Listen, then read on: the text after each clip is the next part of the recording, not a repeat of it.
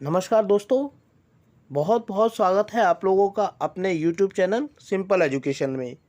मैं राजेंद्र कुमार एक बार फिर से आप लोगों के सामने हाजिर हूँ। ओम प्रकाश वाल्मीकि की आत्मकथा झूठन की अध्ययन का 5वां भाग लेकर। इससे पहले 4 वीडियोज़ में हम ओम प्रकाश वाल्मीकि की आत्मकथा के बारे में अध्ययन कर चुके हैं और हमने देखा है कि ओम प्रकाश वाल्मीकि को अपने अध्ययन के शुरुआती दिनों में किन परेशानियों का, किन चुनौतियों का सामना करना पड़ा। वो 4 वीडियोज़ यदि आपने नहीं देखी है तो आप उन वीडियोज़ को ज़रूर देखिएगा दोस्तों। सवाल यह है कि आप ढूंढेंगे कहाँ? तो ढूंढने के लिए आपको कहीं भी जाने की ज़रूरत नहीं है। उन तमाम वीडियोज़ का लिंक मैं इस वीडियो के डिस्क्रिप्शन बॉक्स में अपलोड कर दूँगा, ताकि उन सभी वीडियो का लिंक आपको एक ही जगह मिल जाए। तो आप उन वीडियोस को भी ज़रूर देखिएगा।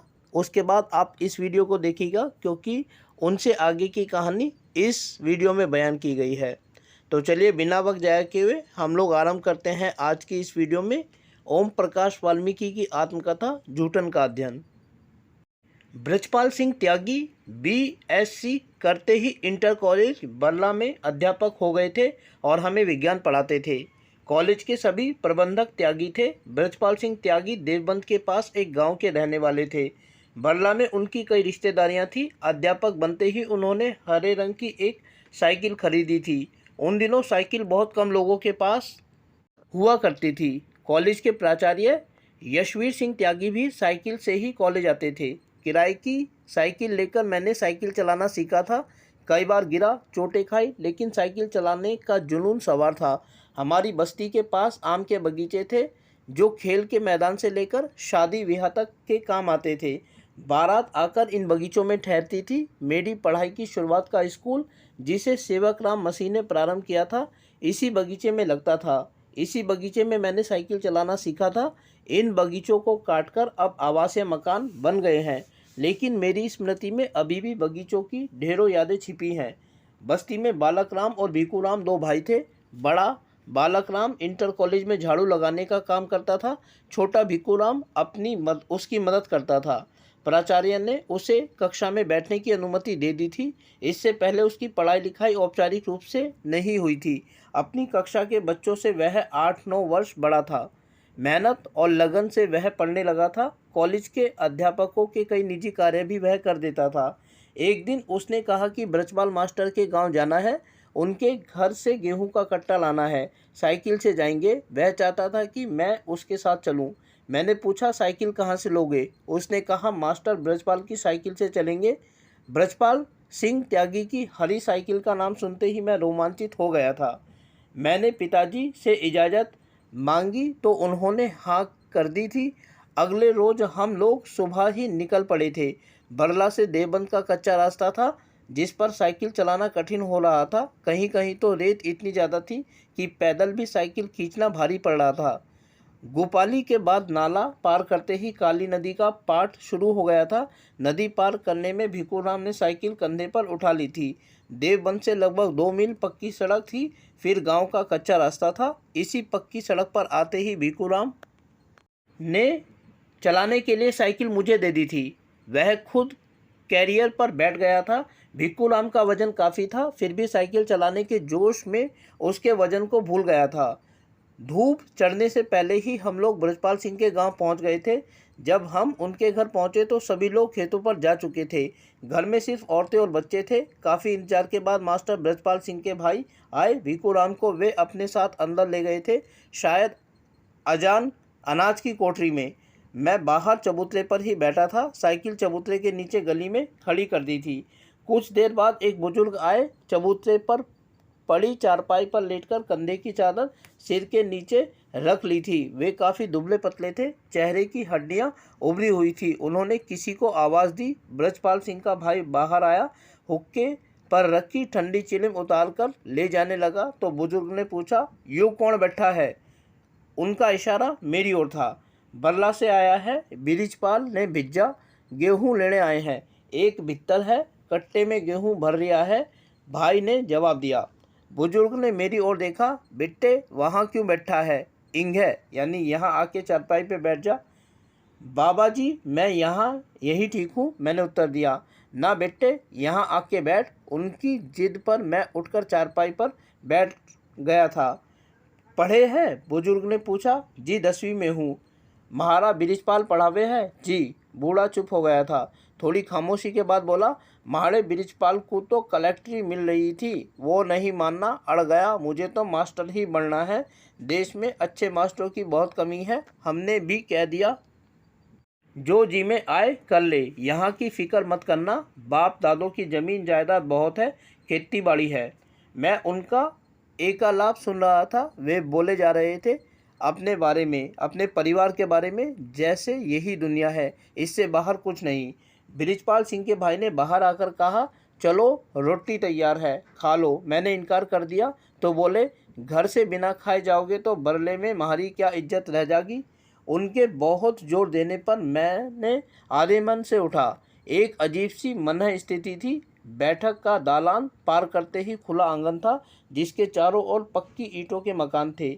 मकानों के आगे बरामदा था। एक बरामदे में गोबर से लिपे कच्चे फर्श पर पीतल की कलईदार 2 थालियां रखी थी। थालियों के नीचे एक किनारे पर एक एक बड़ा सा कंकड़ रखा था। थाली में गुड़ अचार था। बृजपाल सिंह के भाई ने भिक्खू राम और मुझे बैठने के लिए कहा। मैं डरते डरते बैठ गया था। संकोच और भय दोनों एक साथ मेरे पर छाए हुए थे। थाली के नीचे कंकड़ का रहस्य खोला। पतली दाल ने जो थाली में परोसी जा चुकी थी। पतली दाल थाली में ना फैल जाए इसीलिए नीचे कंकड़ लगाया गया था। गरम गरम फुलकों की महक नाक से फेफड़ों तक उतर गई थी। इस तरह बैठकर खाना खाने का यह पहला मौका था, वह भी किसी तगा के घर में। वे बहुत प्यार से खिला रहे थे, फिर भी मेरा मन आशंकित था। भिक्खू राम ने डटकर फुलके खाए थे, मैं ठीक से खा नहीं पा रहा था। जैसे तैसे खाना खाकर हम लोग बाहर आ गए थे। भिक्खू राम बुजुर्ग के एकदम पास वाली चारपाई पर बैठ गया था। मैं थोड़ा फासले से खड़ा था। इस बीच एक और व्यक्ति वहां आ गया था। बुजुर्ग ने हुक्के की नली उसकी ओर बढ़ा दी। हुक्के की नली से धुआं खींचते हुए उस व्यक्ति ने हम दोनों के विषय में बुजुर्ग से पूछताछ शुरू कर दी थी। बल्ला से आए हैं, सुनते ही उसने सवाल दागा था। कौन जात है? उसके सवाल का उत्तर दिया मैंने, चूड़ा जात है। उन दोनों के मुंह से एक साथ निकला था, चूड़ा। बुजुर्ग ने चारपाई के नीचे पड़ी लाठी उठाकर तड़ से मार दी थी भिक्खू राम की पीठ पर। हाथ तगड़ा था। भिक्खू राम बिलबिला गया था। बुजुर्ग के मुंह से अश्लील गालियों की बौछार होने लगी थी। आंखें भयानक लग रही थी। दुबले पतले शरीर में शैतान उतर आया था। उनके बर्तनों में आदर के साथ साथ बैठकर खाना खाने, चारपाई पर बैठने का दुस्साहस किया था, जो उनकी नज़र में अपराध था। मैं सहमा हुआ चबूतरे से नीचे खड़ा था। बुजुर्ग चिल्ला रहा था, जिसे सुनकर भीड़ जमा हो गई थी। कई लोगों की राय थी कि रस्सी से बांधकर दोनों को पेड़ पर लटका दो। बृजपाल सिंह के भाई ने बुजुर्ग को शांत करने की कोशिश की। बुजुर्ग उसे भी गालियां बक रहा था। अतिथि सत्कार का खोखलापन खुल गया था। अतिथि की जाति ही उसे आदर दिलाती है, वैसे भी आदर पाने का हमें अधिकार ही कहाँ था। मेरी आशंकाएं सच हो गई थी। किसी तरह हम लोग उनके चुंगल से बच गए थे। गेहूं का कट्टा हमें मिल गया था, जिसे लेकर हम दोनों गांव से निकल पड़े थे। दोनों चुपचाप थे। कच्चे रास्ते पर साइकिल को खींचना पड़ रहा था। सड़क पर आते ही हम लोग साइकिल पर सवार हो गए थे। भिक्खू राम मुझसे सख्त नाराज था, बल्कि गुस्सा भी जाहिर कर चुका था। उसे शिकायत थी कि इस पूरे बावले का जिम्मेदार मैं हूँ। मुझे क्या पड़ी थी सच बोलने की। झूठ बोलकर अच्छा खाना मिला, इज्जत मिली, और सच बोलकर लाठी खाई, बेइज्जती हुई। जाति के नाम पर जो खरोच मिली, उन्हें भरने के लिए युग भी कम पड़ेंगे। साइकिल का एक एक पैडल मन भरका कर लग रहा था। कच्चे रास्ते के बजाय हम लोग देवबंद से सीधे रोहाना, रामपुर, तिराहा, छपार होकर बल्ला पहुंचने के लिए चल पड़े थे। रास्ता लंबा था, लेकिन पक्की सड़क थी। गेहूं और हम दोनों का वजन भी साइकिल को ढोना था। काली नदी के 52 दरे पुल पर हम लोग सुस्ताने के लिए रुके थे कुछ देर। अभी भिक्खू राम ही साइकिल चला रहा था। पुल से मुझे चलानी थी। भिक्खू राम आगे डंडे पर बैठ गया। सांझ होने में ज़्यादा देर नहीं थी। अंधेरे से पहले हम लोग बल्ला पहुंच जाना चाहते थे। लेकिन उस रोज गर्दिश ने अपना रंग दिखाया था। राह चलता एक आदमी हमारी साइकिल से टकरा गया। मैं संभाल नहीं पाया, साइकिल समेत हम गिर पड़े थे। हम दोनों तो बच गए, लेकिन साइकिल के अगले पहिए पर सामने से आती बैलगाड़ी का पहिया उतर गया। साइकिल का रिम और फ्रेम का अगला चिमटा मुड़कर दोहरे हो गए। दुर्घटना जिस तरह हुई, हम ताकते रह गए, विवश खड़े साइकिल को देख रहे थे। आसपास कोई दुकान नहीं थी। एक रिक्शा चालक खाली रिक्शा लेकर आ रहा था। उसमें साइकिल रखी, गेहूं का कट्टा रखा और हम दोनों बैठ गए। मेरे पास एक भी पैसा नहीं था रिक्शे वाले को देने के लिए। भिक्कू के पास जो थे उसने दे दिए। रिक्शे वाले ने हमें मुजफ्फरनगर के बाजार में साइकिल मरम्मत की दुकान पर छोड़ दिया था। साइकिल की मरम्मत की दुकान पर मिस्त्री ने रिम और चिमटा सीधा कर देने का आश्वासन तो दिया, लेकिन 2 लोग बैठकर नहीं जा पाओगे कहकर हमारी तकलीफ़ें बढ़ा दी थी। दोनों एक दूसरे का मुंह ताकने लगे। मिस्त्री को कट्टे में से 5 किलो गेहूं देकर पीछा छुड़ाया था किसी तरह। दोनों की जेबें खाली थी। रात हो गई थी, पैदल गांव पहुंचना मुश्किल था। साइकिल और गेहूं लेकर बस अड्डे की ओर चल दिए। आखिरी बस खड़ी थी, बहुत भीड़ थी। यह सोचकर आए थे कोई पहचान का मिलेगा तो किराया मांग लेंगे, लेकिन कोई मिला नहीं। भिक्कू राम को याद आ गया, मास्टर वेदपाल त्यागी मास्टरी छोड़कर रोडवेज में क्लर्क हो गया था। वह मुझे वहीं छोड़कर उसे ढूंढने चला गया था। संयोग से वह मिल भी गया था, लेकिन उस बस में जगह नहीं थी। दोनों में से सिर्फ एक को किसी तरह भेजा जा सकता था। भिक्कू राम ने साइकिल और गेहूं बस की छत पर चढ़ा दिए थे और स्वयं बस में चढ़ने लगा था। मैंने उससे पूछा, मैं कैसे आऊँगा? रात मैं होता जा रहा हूँ, तुम कल सुबह की बस से आ जाना। मास्टर वेदपाल दफ्तर में बैठा है, वह सुबह तुम्हें बस में बैठा देगा। भिक्कू राम से जब तक मैं कुछ कहूँ, कंडक्टर ने सीटी बजा दी। बस की घड़घड़ाहट में मेरी आवाज़ दबकर रह गई। बस अड्डे पर मैं अकेला खड़ा रह गया था। आखिरी बस के छूटते ही बस अड्डा सुनसान होने लगा। मेरी जेब में एक भी पैसा नहीं था। नए शहर में किसी को पहचानता था। अजीब सांसत में जान फंस गई थी। मैं बस अड्डे के बुकिंग दफ्तर की ओर चल दिया। एक कमरे में झांककर देखा, मास्टर वेदपाल बैठा हिसाब लिख रहा था। त्यागी इंटर कॉलेज में वह मास्टर रह चुका था। मैंने साहस बटोरते हुए कहा, माँ साहब, भिक्कू राम तो चला गया, मैं भी उसी के साथ था। मुझे रुकने का इशारा करके वे अपने हिसाब में लगे रहे। मैं वहीं दरवाजे के पास खड़ा उनका इंतजार करता रहा। काफ़ी देर बाद वे बाहर आए। चलो सुबह की पहली बस में बैठा देंगे। मैंने डरते डरते कहा, माँ साहब, मेरे पास किराए के पैसे नहीं हैं। उन्होंने साथ चलने का इशारा किया। मैं उनके पीछे पीछे चल रहा था। खुद को बेहद कमज़ोर और डरा हुआ मान रहा था। वे एक चाय की दुकान में ले गए थे मुझे। एक चाय और बंद मेरे लिए मंगाया था। खुद वे दूध पी रहे थे। उस वक्त चाय और बंद मेरे लिए किसी पकवान से कम नहीं था। भूख लगी थी, लेकिन डर और शहर में अकेले रह जाने की पीड़ा के आगे भूख कमज़ोर पड़ गई थी। छोटे से कमरे में 2 चारपाइयाँ पड़ी थी। खूंटियों पर 1-2 कपड़े टंगे थे और कोई सामान वहाँ नहीं था। जाओ उस चारपाई पर लेट जाओ, सुबह 6 बजे की बस में बैठा लूँगा, 6:30 बजे तक घर पहुँच जाओगे।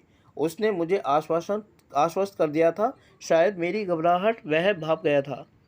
नंगी चारपाई की रस्सी चुभने का एहसास भी उस वक्त मुझे नहीं था। मास्टर वेदपाल कपड़े बदलकर दूसरी चारपाई पर लेट गया था। अभी 10-15 मिनट भी नहीं हुए थे, किसी ने आवाज़ लगाई। वेदपाल मास्टर ने दरवाज़ा खोला। बाहर एक व्यक्ति और स्त्री खड़े थे। वेदपाल ने उन्हें अंदर बुला लिया। स्त्री अंदर आ गई थी। उन्हें देखकर मैं भी उठकर बैठ गया था। स्त्री चुपचाप एक और खड़ी थी। वेदपाल और वह व्यक्ति बाहर बरामदे में कुछ खुसुर फुसुर कर रहे थे। कुछ देर बाद वेदपाल ने अपनी चारपाई उठाई और बाहर बरामदे में डाल ली। मुझे भी बाहर आने के लिए कहा। रात भर की तो बात है, फर्श पर लेट जाओ, ये कहकर अचानक आ गए थे। मैं बाहर बरामदे में लेट गया था, नंगे फर्श पर। नींद तो कोसों दूर थी, ऊपर से मच्छर बहुत थे। वेदपाल चारपाई पर लेट गया था, वे दोनों अंदर थे। थोड़ी देर बाद ही भीतर से अजीब अजीब सी आवाज़ें आने लगी। चारपाई के चरमराने की आवाज़ अलग से आ रही थी। मैं उन आवाज़ों को समझने की कोशिश करने लगा। अजीब सा माहौल बन गया था। कुछ देर बाद सब कुछ शांत हो गया था। वह व्यक्ति कमरे से बाहर आ गया था। वेदपाल की चारपाई पर बैठते हुए दोनों वह बोला, माल बढ़िया है, जा ऐश कर। उसने बीड़ी सुलगा ली थी। वेदपाल कमरे में चला गया था। थोड़ी देर बाद फिर वही आवाज़ें आने लगी। मेरी सांस तेज हो गई थी तथा कुछ कुछ समझ में भी आने लगा था। मेरा जिस्म ऐंठने लगा था, लेकिन दम सादे फर्श पर लेटा हुआ था। वे लोग समझ रहे थे जैसे मैं सो गया हूँ। घुटी घुटी सांसें और जंगली जानवर के स्वर सी घों घों ध्वनि के साथ लयबद्ध चारपाई की चरमराहट स्त्री पुरुषों की खास क्रिया का संकेत कर रही थी, जो मेरे लिए अभी तक रहस्य बनी हुई थी। आवाज़ें थम गई थी। वेदपाल बाहर आ गया। दोनों अश्लील मजाक कर रहे थे। उस व्यक्ति ने मेरी ओर इशारा करते हुए कहा, ये लौंडा कौन है? इसे भी भेज दे यार, यो भी चख लेगा स्वाद। वे दोनों खिलखिलाकर हंसे थे। मैंने और सांसें खींच ली थी। पूरी रात इसी तरह बीत गई थी। कभी वेदपाल अंदर तो कभी उसका दोस्त। औरत पर क्या गुजर रही होगी उस वक्त मैं अंदाज भी नहीं लगा सकता था। कमरे में क्या चल रहा था देख पाना मेरे लिए मुश्किल था, क्योंकि उन दोनों में से एक बाहर रहता। आज उस स्त्री के बारे में सोचता हूँ तो जी मिचलाने लगता है। किस मजबूरी में आई होगी इनके पास, शौक के लिए या खुशी में? दो पुरुषों को समर्पित हो जाना किसी स्त्री का आज भी मेरा मन मानने को तैयार नहीं है। सुबह 5 बजे मास्टर वेदपाल मुझे बस अड्डे पर ले आया था। पहली बस में बिठा दिया था। घर पहुंचते ही पिताजी का कोप सहना पड़ा था। भिक्खू राम ने रात ही में पूरी कहानी उन्हें सुना दी थी। वेदपाल के कमरे पर बिताई गई रात ने मुझे काफ़ी दिन परेशान किया। ब्रजपाल सिंह त्यागी की नई नवेली साइकिल की जो हालत हो गई थी, उसका डर अलग से मन में समाया हुआ था। मैं भिक्खू राम से कहा था कि मेरा नाम ब्रजपाल सिंह को ना बताए, वरना वह कक्षा में ही मेरी पिटाई कर देगा। त्यागी इंटर कॉलेज बल्ला में मास्टर लड़कों को लात घूंसों से पीटते थे। ये लात घूंसे एक अध्यापक नहीं बल्कि किसी बदमाश गुंडे के होते थे। भला गुरुजन अपने शिष्यों को इस नम्रता से पीट सकते हैं? मुजफ्फरनगर की घटना मेरे मन में हमेशा सवाल बनकर खड़ी रही। 12-13 वर्ष की उम्र का यह अनुभव मेरे लिए पीड़ादायक रहा है। क्षण भर के लिए देखी उस स्त्री की छवि बार बार आंखों के सामने आ जाती है, जिसे 2 भेड़िए रात भर झंझोड़ते रहे। सुबह तक उसमें कुछ बचा भी था या नहीं, यह मेरे लिए हमेशा सवाल ही रहा। ब्रजपाल सिंह की साइकिल का चिमटा और रिम टूट जाने की चर्चा मेरे इंटर कॉलेज में थी। भिक्खू राम ने मेरा नाम छिपा लिया था, फिर भी ब्रजपाल सिंह त्यागी को देखते ही मेरी घबराहट बढ़ जाती थी। उनकी कक्षा में भी मैं सहज नहीं हो पाता था। हर समय डर सताया रहता था कि भेद अब खुला। विज्ञान के साथ साथ ब्रजपाल सिंह हमें गणित भी पढ़ाने लगा था। वार्षिक परीक्षा से पहले उसने कक्षा में कहा था, किसी भी विद्यार्थी को कुछ पूछना हो या शंका हो तो बिना हिचक पूछ सकता है, घर में आ सकता है। मैं चाहता हूँ मेरी कक्षा का हर विद्यार्थी अच्छे अंक लाए। मैंने एक दिन स्टाफ रूम में जाकर उनके सामने अपनी समस्या रखी। उस वक्त उन्होंने मुझे टाल दिया। अगले दिन रविवार को घर आने के लिए कहा। रविवार की सुबह मैं किताब कॉपी लेकर उनके घर गया। वे 2 मंजिले मकान की ऊपरी मंजिल पर रहते थे। मकान उनके जीजा का था जो नीचे की मंजिल में थे। जब मैं वहां पहुंचा, वे रसोई में अपनी बीवी के साथ कुछ बना रहे थे। मुझे देखते ही बोले, अपनी किताबें सामने मुंडेर पर रख दो, इस कनस्तर में गेहूं है, जरा इन्हें पिसाकर ले आओ, तब तक मैं खाली हो जाऊंगा।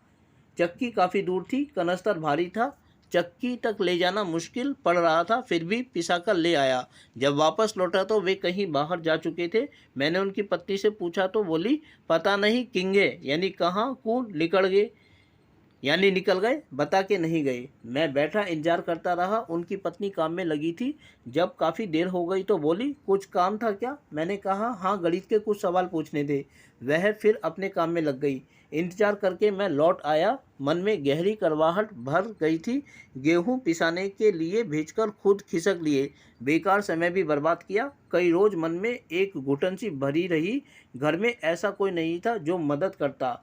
सुक्कन सिंह के साथ बैठकर उन सवालों के हल निकाले थे। उसके बाद अपने मन को पक्का कर लिया था कि अब ऐसे अध्यापकों के पीछे चक्कर नहीं काटने हैं। उनकी बड़ी बड़ी बातें मात्र दिखावा थी। अपने निजी कार्य करा लेने में उन्हें संकोच नहीं था, लेकिन जब हमें मदद की ज़रूरत होती थी तो कन्नी काट जाते थे। कोई काम निकल आता था, किसी न किसी रूप में जाति बीच में आ जाती थी। प्रायोगिक परीक्षाओं में अक्सर कम अंक मिलते थे, जबकि लिखित परीक्षा में अच्छे अंक आते थे। दोस्तों, ओम प्रकाश वाल्मीकि की आत्मकथा झूठन के अध्ययन के क्रम में आज हम यहीं रुकेंगे। यह इस आत्मकथा की 5वीं वीडियो थी। इससे आगे हम इस आत्मकथा के आगे की बातों का अध्ययन करेंगे। फिलहाल यहाँ मैं आप लोगों से विदा लेना चाहूँगा, लेकिन जाने से पूर्व आप लोगों से अनुरोध करना चाहूँगा कि वीडियो को शुरू से लेकर अंत तक देखें और साथ ही यदि वीडियो अच्छी लगी तो वीडियो को लाइक और चैनल को सब्सक्राइब करना बिल्कुल ना भूलें। इसके अलावा आगे आने वाले अन्य दिनों में अन्य वीडियोस को देखने के लिए जुड़े रहें मेरे साथ मेरे इस यूट्यूब चैनल पर, जिसका नाम है सिंपल एजुकेशन। फिलहाल आप लोगों से विदा लेना चाहूँगा। वीडियो को देखने के लिए आपका बहुत बहुत धन्यवाद।